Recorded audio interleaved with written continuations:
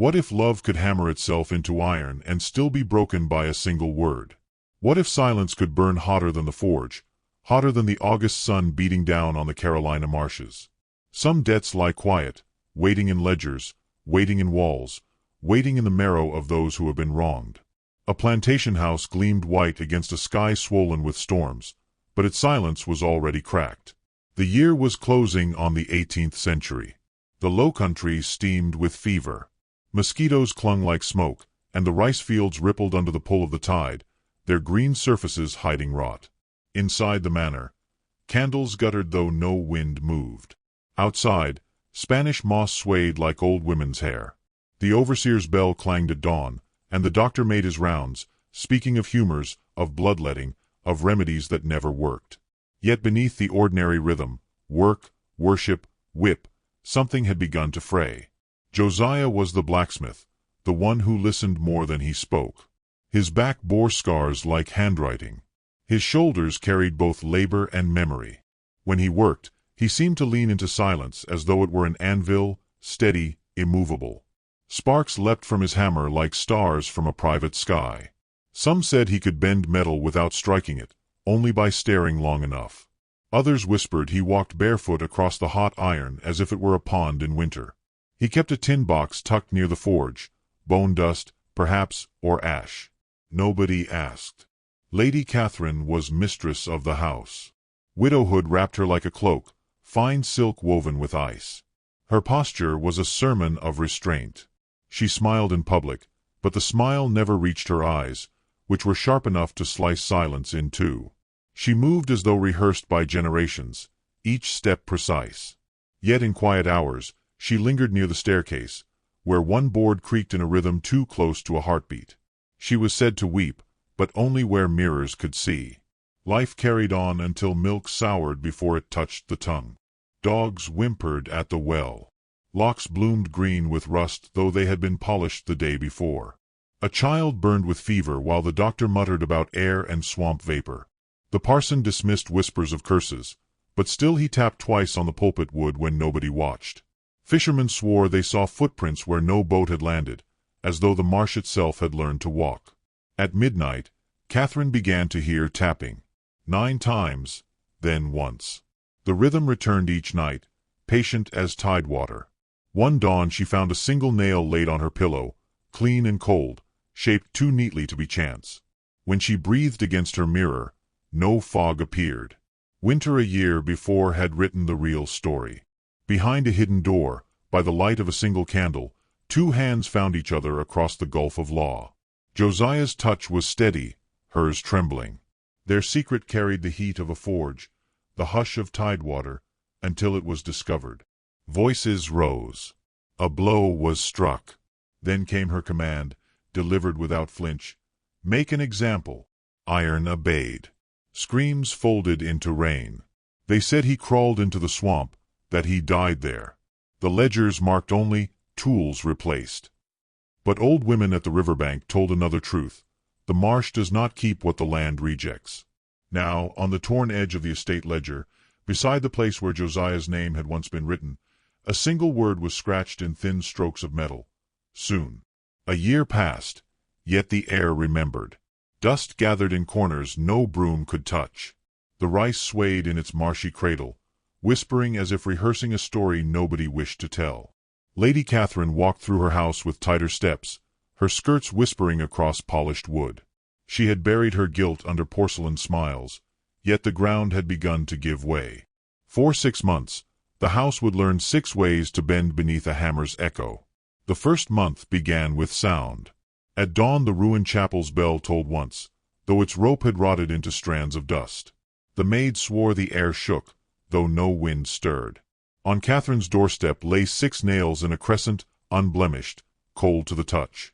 The cattle shunned the east pasture, circling as if penned by something unseen. The overseer coughed soot into his hand and hid the stain in his pocket. In a diary, a maid wrote of barefoot steps in the hall that left no print. The second month tasted of water. The well bucket rose heavier than it fell, brimming with brackish liquid that stained cloth like rusted blood. A child woke with the mark of a horseshoe pressed into his quilt, yet his skin showed nothing. From the marsh reeds, Fisherman glimpsed a figure standing waist-deep, unmoving, his face turned toward the house. The doctor scoffed, muttered about miasma, and doubled his fee for courage. The third month spoke through objects. In the night, the overseer's whip appeared braided into a rope ladder, neatly knotted, though no hand had touched it. In the smokehouse, salt hardened into pillars sharp enough to cut flesh.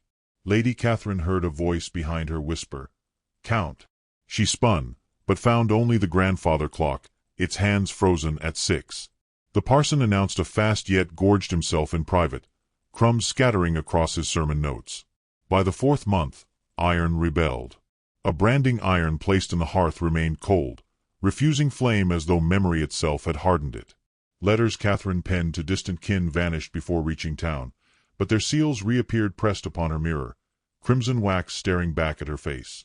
The maid confessed her mistress trembled whenever the sound of hammering entered her dreams. A surveyor's map shifted overnight, the creek sketched in a new course, erasing roads with a careless curve of ink. The 5th month left footprints. Wet ash streaked the parlor carpet, stopping exactly at Catherine's chair. When she slept, her ribbons knotted into ferryman's ties, river codes no servant claimed to know. The doctor delivered laudanum, promising rest, but the bottle cracked down its spine with a sound like sighing glass. At midnight, the hammer's cadence shifted, 3 strikes, 3 strikes, 1. The rhythm of a toll, or a vow. The 6th month arrived with a storm's jaw. Lightning crowded the sky, thunder shaking the bones of the house. Catherine took her lantern and walked into the ruined chapel, her skirts dragging like wings of paper. Inside the nave she found a single page of the estate ledger nailed to the altar with precision. Ink glistened despite the rain. One word, written in an unshaking hand, "Begin." Behind her, the air exhaled, slow and deliberate, the sound of someone who had mastered patience in the swamp. The maid's diaries ended there, the pages warped by damp. Physicians scribbled, "Nervous ague." The parson railed of sin. County ledgers noted 30 hand-forged nails ordered, for replacement.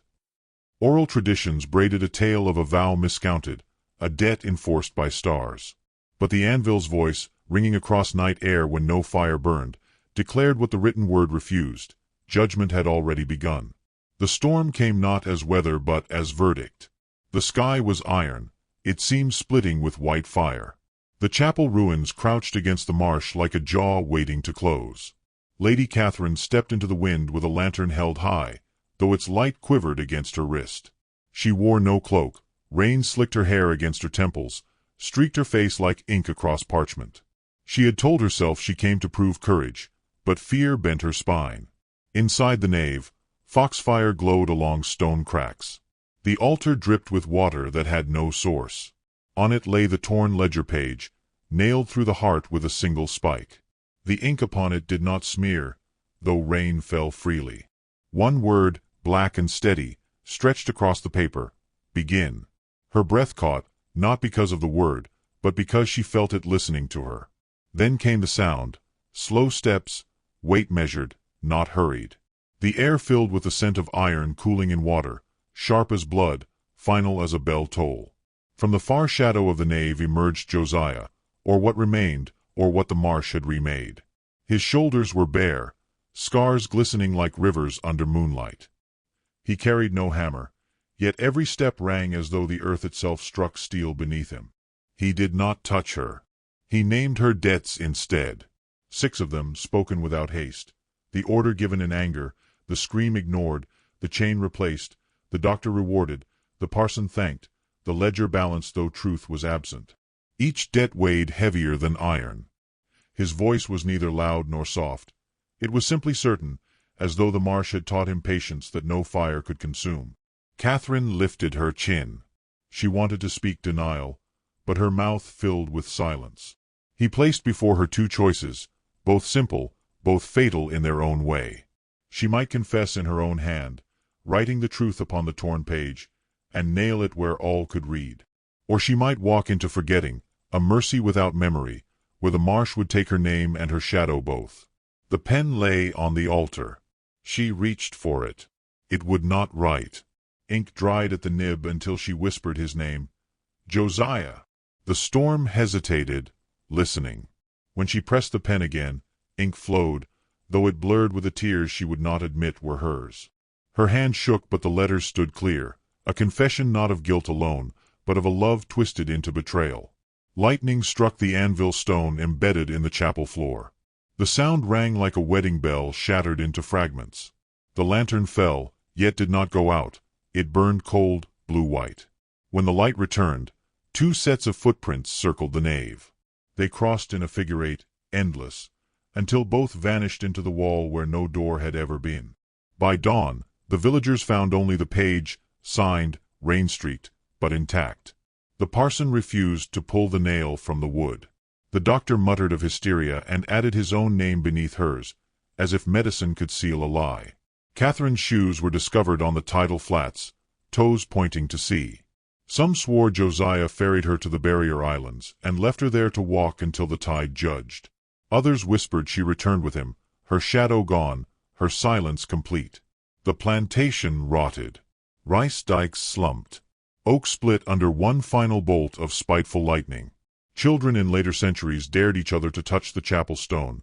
It was always warm, as if someone had only just struck iron there. The ledger vanished. But at dusk, a single hammer strike still echoes when lies are spoken aloud. On the chapel door, Weather has erased all but 2 words of her confession. Begin again. Which city are you watching our video from? Please leave a comment. Please subscribe to the channel as well. Thank you.